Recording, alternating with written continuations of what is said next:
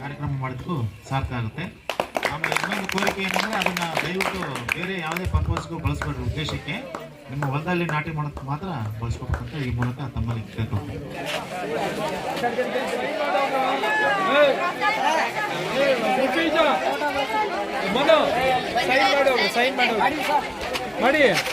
Sign ಮಾಡೋದು ನಿಮ್ಮ ಹೆಸರು.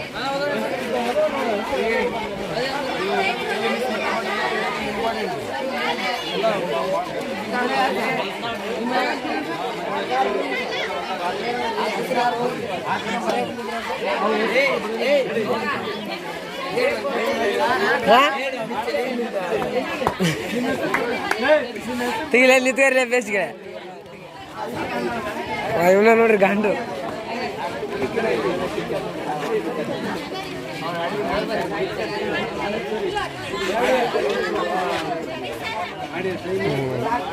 ಗಿಚ್ಚು ಬಂತ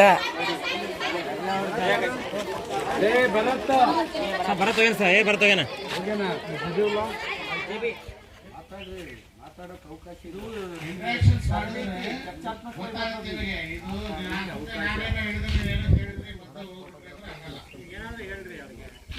ಭಾಳ ಕೆಲಸ ಆದ್ರೂ ಬಿಟ್ಟು ಬಂದ ಒಂದು ಅರ್ಧ ಗಂಟೆ ತಿಳಿಸೋಣ. ರಾಸಾಯನಿಕ ಆಹಾರ ಸರಿಯಾಗಿ ಇಲ್ಲ, ಬೆಳವಣಿಗೆ ಮೊಬೈಲ್ ಇಲ್ಲ ಅಂದ್ರೆ ಯಾರು ಒಂದು ದಿವಸ ಕರೆಂಟ್ 1-2 ಅವರ್ಸ್ ಇಡಕ್ಕಾಗತ್ತಾ? ನಾವು ಅದಕ್ಕೆ ಅಡಾಪ್ಟ್ ಆಗ್ಬಿಟ್ಟಿದ್ವಿ. ಅದಕ್ಕೆ ನೀವು ಯಾಕೆ ಇದೆಲ್ಲ ಟೆಂತು ಪ್ರೌಢಶಾಲೆ ಮಕ್ಕಳಿಗೆ ಯಾಕೆ ಕೊಡ್ತಾರೆ ಹೇಳ್ರಿ? ಒಂದು ಸ್ವಲ್ಪ ಓದೋ ಒಂದು 5 ವರ್ಷದಲ್ಲಿ ಏನಾದ್ರು ಕಳೆ ಬಂದ್ರೆ ಕೆಳಗೆ ಕೇಳಿ ಗಿಡಗಳು ಏನಾದ್ರು ಮನೆಯಲ್ಲಿ ಗಿಡ ಅಂತ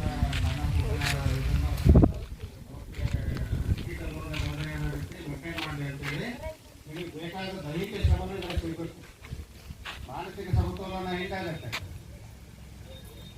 ನಾವು ದೈಹಿಕವಾಗಿ ಸದೃಢ ಇರಬೇಕು, ನಾವು ತಿನ್ನೋ ಆಹಾರ ಆರೋಗ್ಯಯುತವಾಗಿರ್ಬೇಕು. ಆವಾಗ ಮಾತ್ರ ನಮ್ಮ ಮನಸ್ಸು ನಾವು ಮಾನಸಿಕವಾಗಿ ಸದೃಢರಾಗಿರ್ತೀವಿ. ಹೌದು. ಕೈತೋಟ ಡಿಸೈನ್ ಹೆಂಗಿರುತ್ತೆ? ಈಗ ಒಂದು ಯಾವ ಥರ ಕೈತೋಟ ಇದ್ರೆ ನೀವು ಕೆಲಸ ಮಾಡಕ್ಕೆ ಈಸಿ? ಆಯತಾಕಾರದಲ್ಲಿ ಇರ್ಬೇಕಾ ಚೌಕಾಕಾರದಲ್ಲಿ ಇರ್ಬೇಕು? ಯಾಕೆ ಆಯ್ತಾ? ಆಯತಾಕಾರದ ಯಾಕೆ ಇರ್ಬೇಕು ಹೇಳಿ?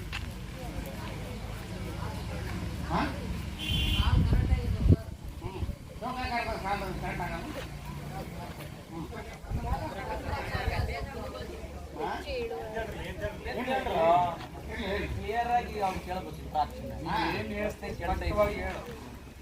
ಚೌಕಾಕಾರದಲ್ಲಿದ್ರೆ ನೀವು ಇಂಟರ್ಕಲ್ಚರ್ ಆಪರೇಷನ್ಸ್ ಅಂತಾರೆ.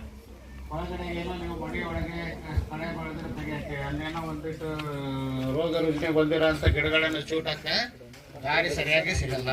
ಆಯತಾಕಾರದಲ್ಲಾದ್ರೆ ಒಂದು ಕಡೆಯಿಂದ ನೀವು ಹೋಗಿ ಬರೋಕ್ಕೆ ಅನುಕೂಲವಾಗಿ ದಾರಿ ಮಾಡ್ಕೋಬಹುದು. ಆಯತಾಕಾರದಲ್ಲಿ ಹೆಚ್ಚಿನ ಪ್ರದೇಶವನ್ನು ಬೆಳೆಯೋದಕ್ಕೆ ಇಟ್ಕೋಬಹುದು. ಆಯತಾಕಾರದ ಜಾಗ ಇದ್ರೆ ಕೈತೋಟ ಚೆನ್ನಾಗಿ ಇರುತ್ತೆ. ಕೈತೋಟದ ಮಾಡಲ್ ಹೆಂಗಿರ್ಬೇಕು ನಿಮಗೆ ಗೊತ್ತಿದ್ದಂಗೆ. ಅದ್ರಾಗೆ ಬಹುವಾರ್ಷಿಕ ಬೆಳೆಗಳು ತರಕಾರಿಗಳು ಬರ್ತವೆ. ಯಾವುವು ಬಹುವಾರ್ಷಿಕ ತರಕಾರಿಗಳು ಯಾವ್ಯಾವ ಬರ್ತವೆ ಹೇಳ್ರಿ? ಬಹುವಾರ್ಷಿಕ, ವಾರ್ಷಿಕ, ಬಹುವಾರ್ಷಿಕ ಗೊತ್ತದವ? ಒಂದು ವರ್ಷದಾಗ ಬಂದಂಥವು ವಾರ್ಷಿಕ ಬೆಳೆಗಳು. ಸುಮಾರು ವರ್ಷಗಳವರೆಗೂ ನಾವು ತಿನ್ನೋಂಥ ಬೆಳೆಗಳು ಬಹುವಾರ್ಷಿಕ ಬೆಳೆಗಳು. ಬಹುವಾರ್ಷಿಕ ತರಕಾರಿ ಯಾವ ಹೇಳಿ? ಒಂದು 4-5 ಅದಾವ ಅಷ್ಟೇ. ತರಕಾರಿ ನಾ ಹೇಳೋದು ಹಣ್ಣಲ್ಲ.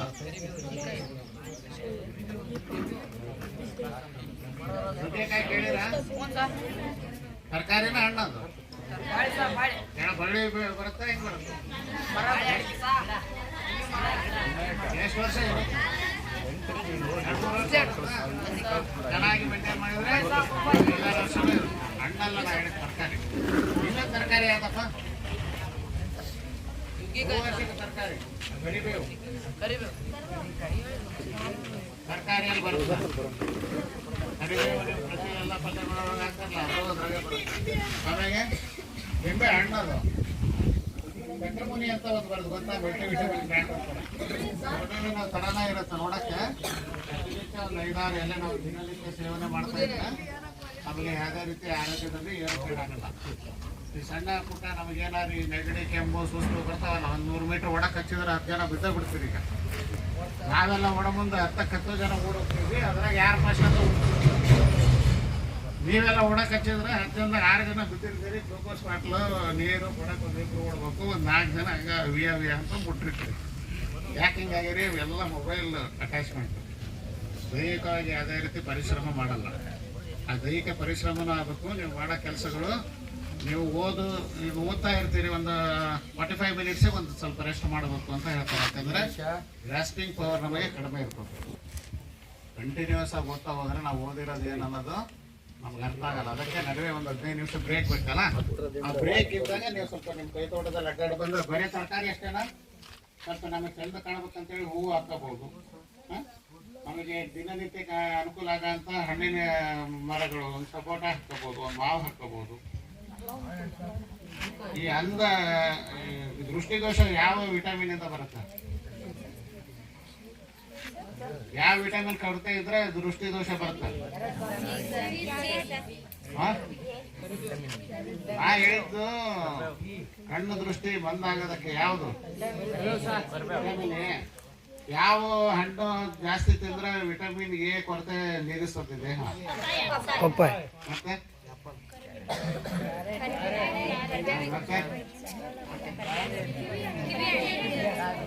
ಕಿವಿ ಹಣ್ಣಿಗೆ ಹೋಗಲ್ಲ.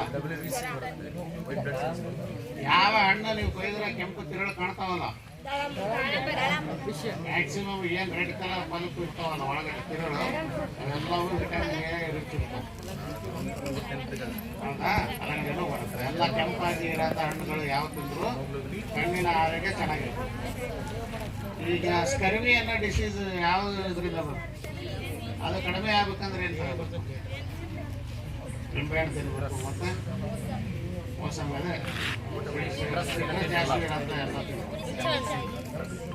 ಆಮೇಲೆ ಬಿ12 ಕಡಿಮೆ ಆದರೆ ಏನು ಬರುತ್ತೆ? ವಿಟಮಿನ್ ಬಿ12 ಕಡಿಮೆ ಆದರೆ ಏನು ರೋಗ ಬರುತ್ತಾ ಹೇಳಿ? ಎನಿಮಿಯಾ ಅಂತ ಕೇಳಿರಾ? ರಕ್ತದ ಬರುತ್ತೆ, ರಕ್ತಹೀನತೆ ಬರುತ್ತಲ್ಲ, ಅದು ಕಡಿಮೆ ಆಗ್ಬೇಕಂದ್ರೆ ಏನು ಮಾಡ್ಬೇಕು? ಸೊಪ್ಪು, ಹಸಿ ತರಕಾರಿ, ಪಾಲಕ ಇವನ್ನೆಲ್ಲ ತಿನ್ಬೇಕು. ಪಾಲಕ್ ಸೊಪ್ಪೆಲ್ಲ ಇರ್ತಾವಲ್ಲ. ಆಮೇಲೆ ವೈಟರ್ ಯಾವ್ದ್ರಿಂದ ಬರುತ್ತೆ? ವೈಟರ್ ಬೆಳಗಂಡ ರೋಗ ಅಂತಾರಲ್ಲ, ಅಯೋಡಿನ್ ಕೊರತೆ. ಯಾವ ತರಕಾರಿ ತಿಂದ್ರೆ ಅಯೋಡಿನ್ ಕೊರತೆ ನೀಗಿಸ್ಬೋದು?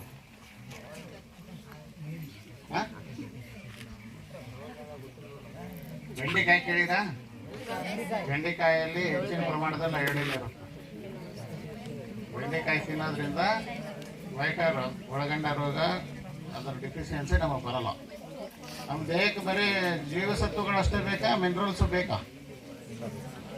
ಮಿನರಲ್ಸು, ವಿಟಮಿನ್ಸು, ಕಾರ್ಬೋಹೈಡ್ರೇಟ್ಸು ಎಲ್ಲದೂ ಇದ್ರೆ ನಾವು ಆರೋಗ್ಯವಾಗಿರ್ತೀವಿ. ಹಣ್ಣುಗಳು ಹೆಚ್ಚಿನ ಪ್ರಮಾಣದಲ್ಲಿ ನಮಗೆ ಖನಿಜಾಂಶಗಳನ್ನು ಕೊಡ್ತಾವೆ, ಮಿನರಲ್ಸ್. ಈಗ ನೀವು ಕ್ಯಾಲ್ಸಿಯಂ ಕಡಿಮೆ ಆದರೆ ಬೋನು ವೀಕ್ ಇರ್ತವೆ, ಬ್ರಿಟಲ್ ಆಗಿರ್ತವೆ. ಸ್ವಲ್ಪ ಬಿದ್ರೂ ಬೋನು ಸ್ಟ್ರಕ್ಚರ್ ಬಿರಿ ಬಂದ್ಬಿಡ್ತಾವೆ. ಕಡಿಮೆ ಆಗ್ಬೇಕಂದ್ರೆ ನಾವು ಆಹಾರದಲ್ಲಿ ಸಮತೋಲನ ಇಟ್ಕೋಬೇಕು. ಕೈತೋಟದಲ್ಲಿ 2 ವಿಭಾಗ ಮಾಡಿರ್ತಾರೆ, ಒಂದು ಶಾಶ್ವತ ವಿಭಾಗ, ಒಂದು ತಾತ್ಕಾಲಿಕ ವಿಭಾಗ ಅಂತ. ಈ ಶಾಶ್ವತ ವಿಭಾಗದಲ್ಲಿ ನಾನೇನು ಹೇಳಿದಲ್ಲಿ, ಈಗ ಬಹುವಾರ್ಷಿಕ ಹಣ್ಣಿನ ಮರಗಳಾಗಿರ್ಬೋದು, ತರಕಾರಿಗಳಾಗಿರ್ಬೋದು, ಇವನ್ನೆಲ್ಲ ಬದು ಸುತ್ತ ಹಚ್ಕೋಬೇಕು. ಪರ್ಮನೆಂಟಾಗಿ ಒಂದು 7-8 ವರ್ಷ ನಾವು ಚೆನ್ನಾಗಿ ಮೇಂಟೈನ್ ಮಾಡಿದರೆ 10-15 ವರ್ಷನೂ ನೀಟಾಗಿ ಹಣ್ಣುಗಳನ್ನು ಕೊಡ್ತಾ ಇರ್ತಾವೆ. ನಾವು ಮತ್ತೆ ಸುತ್ತು ಬೇಲಿ ಹಾಕಿರ್ತೀರಲ್ಲ, ಆ ಬೇಲಿ ಮೇಲೆ ಕುಂಬಳ ಜಾತಿ ಬಳ್ಳಿಗಳನ್ನು ಹಬ್ಸ್ಕೋಬೇಕು. ಯಾವುದು ಕುಂಬಳ ಜಾತಿ ಬಳ್ಳಿ ಅಂದರೆ ಕುಂಬಳ ಒಂದಾಯಿತು, ತುಪ್ಪೇರಿಕಾಯಿ, ಇವೇನು ಬರ್ತಾವಲ್ಲ, ಈ ಎಲ್ಲ ತೊಂಡೆಕಾಯಿ ಕೇಳಿದ್ರೆ ಅವೆಲ್ಲ ಬಳ್ಳಿಗಳನ್ನು ನೀವು ಬೇಲಿ ಮೇಲೆ ಅದನ್ನು ಹಬ್ಸ್ಕೊಳ್ಳೋದ್ರಿಂದ ನಿಮಗೆ ಅಲ್ಲಿ ಜಾಗ ಕಡಿಮೆ ಇದ್ರೂ ಕೂಡ ನಮಗೆ ಬೇಕಾದಂಥ ತರಕಾರಿಗಳು ಅಲ್ಲಿ ಸಿಗ್ತಾವೆ. ಆವಾಗ ನಡುವೆ ಬ್ಲಾಕ್ ಮಾಡ್ಕೊಂಡು ಆ ಬ್ಲಾಕ್ಗಳಲ್ಲಿ ಒಂದು ಕಡೆ ಟೊಮಾಟೊ, ಒಂದು ಕಡೆ ಮೆಣಸಿನ್ಕಾಯಿ, ಒಂದು ಕಡೆ ಬದನೆಕಾಯಿ, ಒಂದು ಕಡೆ ಈ ಕಡೆ ಕುಂಬಳ ಜಾತಿ, ಈ ಕಡೆ ಸೊಪ್ಪುಗಳು ಎಲ್ಲ ಒಂದು ಸಣ್ಣ ಸಣ್ಣ ಬ್ಲಾಕ್ ಮಾಡ್ಕೊಂಡು ನಾವು ಪ್ರತಿನಿತ್ಯ ಏನು ಬಳಸ್ತೀವಿ ನೀರು ಮನೆಯಲ್ಲಿ, ಅಡುಗೆ ಮನೆಯಿಂದ ಬರೋಂಥ ವೇಸ್ಟೇಜ್ ವಾಟರ್ ಆಗಿರ್ಬೋದು, ಸೋಪ್ ವಾಟರ್ ಬಿಟ್ಟು ಮಾಮೂಲಿ ಬಾತ್ರೂಮಿಂದ ಬರೋಂಥ ನೀರನ್ನು ಯೂಸ್ ಮಾಡಿ ಎಡಿಷ್ನಲ್ ಆಗಿ